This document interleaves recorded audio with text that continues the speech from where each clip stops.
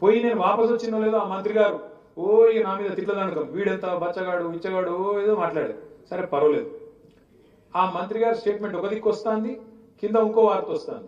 ఏందిరా అని చూస్తే నల్లగొండ మున్సిపాలిటీలో అక్కడ ఉండే పారిశుద్ధ్య కార్మికులు సఫాయి సిబ్బంది 4 నెలల నుంచి జీతాలు ఏమో ధర్నా చేస్తారు. ఒక గత గొప్ప ఉన్నది వ్యవహారం. అంటే తిట్టేందుకు నోరు వారేసుకున్నందుకు ఎంతనో వారేసుకోవచ్చు, నోరే కదా. కానీ పని చేయాలంటే సొంత మంత్రి నియోజకవర్గంలో నల్లగొండ మున్సిపాలిటీలో 4 నెలల నుంచి జీతాలు లేవు మున్సిపాలిటీ. ఆ మంత్రికి సోయి కూడా లేదు. ఇక ఆయన మంత్రి, ఇంకా మళ్ళీ మన తిట్టుడు బచ్చగాడు ఇట్లా అట్లా. నేనేమంటున్నా అంటే తిట్టుడు ఈజీ, నోరు వారేసుకున్నాడు ఈజీ, కానీ పని చేసుడు కష్టం. ఇవాళ ఉన్న ప్రభుత్వానికి ఇలా తెలిసి వస్తున్నది. 420 హామీలు ఇచ్చారు, ఒకటి కాదు రెండు కాదు. ఇది ఇస్తాం అది ఇస్తాం. కేసీఆర్ గారు 498 పథకాలు పెట్టిండు కాబట్టి, పుట్టుక నుంచి సాగు దాకా అన్ని చూసుకున్నాడు కాబట్టి మేము అంతకంటే ఎక్కువ చేయాలన్న తాపత్రయంలో 420 హామీలు ఇచ్చారు. ఇస్తే ఏమైంది? ఇప్పుడు అధికారం వచ్చింది కానీ నడపస్తలేదు. ఇక అడు చూస్తాను ఇటు చూస్తాను, ఒకటే పని చేస్తాను. ఎవరి కౌంటర్ వాళ్ళు తెలిసిన సంపుడు చంపుతున్నారు. టకీ టకీ పడతాయి అన్నాడు, పడుతున్నాయి టకీ టకీ. ఎడ పడుతున్నాయి? ఢిల్లీలో పడుతున్నాయి పైసలు. ఈడ పడతలేవు, రైతుల ఖాతాల్లో పడతలేవు, ఆడబిడ్డలకు పైసలు వస్తలేవు. ఏమన్నాడు రేవంత్ రెడ్డి? ఆదుకుందా? ఎక్కడన్నా నాకు అర్థం కాదు. లగ్న పత్రిక పెట్టుకుంటే పైసలు పడాలి, పిల్లలు పుట్టినాక పైసలు పడుతున్నాయి. కళ్యాణ లక్ష్మి నేను వచ్చినాక రేపు లగ్న పత్రిక పెట్టుకోండి, వెంటనే పైసలు తులం బంగారము 1,00,000 రూపాయలు ఇస్తా అని చెప్పిండు. మరి ఇప్పుడు బంగారం దొరుకుతలేదా? లేకపోతే బంగారం షాపులలో ముఖ్యమంత్రికి పతారే లేదా? ఒక్కళ్ళకన్నా వచ్చినాయా బంగారం, తులం బంగారం? ఎవ్వరకు రాలే. ఇట్లా ఒకటి కాదు రెండు కాదు, 420 హామీలు, 420 హామీలు ఇచ్చి నిన్నటితో కరెక్ట్ గా 420 రోజులు గడిచింది.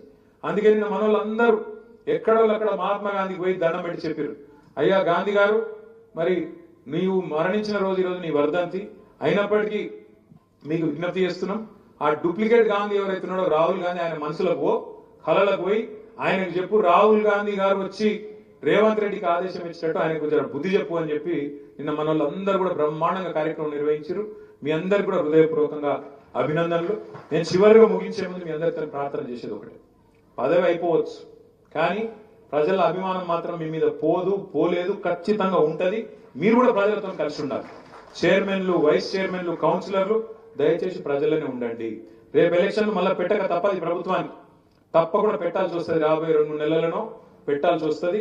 తప్పకుండా మళ్ళీ ప్రజలు మనని కళ్ళ కత్తుకొని గెలిపించుకొస్తారు. మీరు ప్రజల్లో ఉంటే, ప్రజల్లోనే మీరు టైం స్పెండ్ చేస్తే తప్పకుండా మళ్ళీ మనకే అవకాశం ఇస్తారు. చాలా బ్రహ్మాండంగా మీరు పనిచేసినారు. మా అన్నపూర్ణ గారు ఇక్కడనే ఉన్నది, మా సూర్యాపేట మున్సిపల్ చైర్మన్ గారు. నేను జగదీష్ రెడ్డి గారి గురించి ప్రత్యేకంగా చెప్పాలి ఈ ఒక్క విషయం. ఎందుకంటే అన్నపూర్ణ గారు నిజానికి సూర్యాపేట జనరల్ సీట్, అక్కడ రిజర్వేషన్ ఏం లేదు.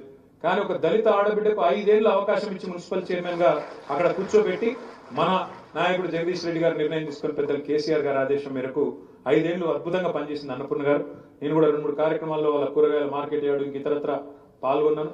చాలా గొప్పగా ఇట్లాంటి 1-2 కాదు, ఇట్లాంటి కథలు ఇప్పుడు నేను చెప్పాలని 2 గంటలు చెప్పాలి. మీకు ఆకలి అవుతుంది, నాకు ఆకలి అవుతుంది, వెనకాల బువ్వ కూడా ఉంది. కాబట్టి ముందుగా సన్మానం కార్యక్రమం చేసుకుందాం. చేసుకున్న తర్వాత అది కూడా మిమ్మల్ని పేర్లు పిలుస్తారు. దయచేసి కొద్దిగా ఓపికగా ఉండండి. ఇంత దూరం వచ్చిండ్రు, ఓపికగా ఉండండి. ఏం లేదు, ఒక చిరు సత్కారం. మీకు ఇంత దూరం వచ్చినందుకు మా సీతాలక్ష్మి గారికి, ఇంకా మిగతా వాళ్ళు కూడా చాలా దూరం నుంచి వచ్చినారు, కొత్తగూడ నుంచి, ఇంక ఇతర ప్రాంతాల నుంచి. మరి మీ అందరికి కూడా నా రిక్వెస్ట్ ఏంటంటే మళ్ళీ మీరందరూ ఇళ్లకు పోవాలి, కూర్చున్నారు ఇళ్లకు పోవాలా. కానీ కొద్దిగా ఓపికగా ఉండండి. పిలిచిన వాళ్ళే రండి. వస్తే ఇక్కడ వేదిక మీద జంటగా వస్తే జంటకు చిరు సత్కారం, లేదా మీరు ఒంటరిగా వచ్చిన వాళ్ళకు ఒంటరిగానే చేసి తర్వాత భోజనాలకు పోదాం. ఓపికగా ఒక్క 30-40 మినిట్స్ లో ముగించుకుందామని చెప్పి పిలిచిన వాళ్ళు రండి. దయచేసి మిగతా వాళ్ళు ఎక్కడ వాళ్ళు అక్కడ మీ స్థానాల్లో ఆసీనులు కావాలని కోరుతూ మీరు ఏర్పాట్లు చేసినట్టయితే కుర్చీలు ముందరేద్దాము, ఇక్కడ వేద్దాము. ఇది తీసేయండి, కార్తీక్ తీసేయండి. జై తెలంగాణ, జై కేసీఆర్.